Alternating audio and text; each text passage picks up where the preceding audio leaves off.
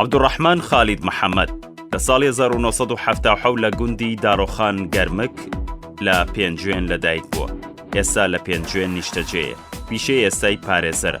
لە ئێستادا ڕاوێژگاری یاسایی مەڵبەندی شارەزووری کۆمەڵی دادگەریە. لە ساڵی 1999 پەیوەندی بە کاری ئیسلامیەوە کردووە.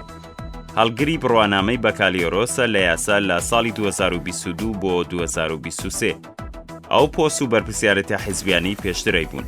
بەرپرسی ئەنجومەن بۆ ماوەی 6 ساڵ، بەرپرسی قوتابیان بۆ ماوەی 2 ساڵ، کارگەری ئەنجومەن بۆ ماوەی 8 ساڵ، ئەندامی مەڵبەندی شارەزوور بۆ ماوەی 6 ساڵ.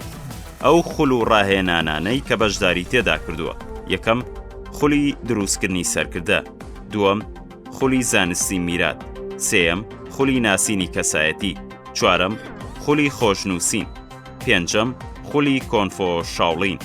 شارەزایی و لێهاتووی هەیە لە: یەک، ئیدارە، دووەم، ڕێخستن، سێەم، سەرپەرشتیکردنی خۆپیشاندەران، چوارەم، زمانی کوردی و عەرەبی. چالاکی و ڕۆشنبیری و کەلتوری، نووسین، بەشداری کۆنگرە و کۆنفرانسی زانستی، کۆڕ و وانەوتنەوە. یەکەم، بەشداری کردووە لە چەندین پانێڵ و کۆڕ و سیمینار.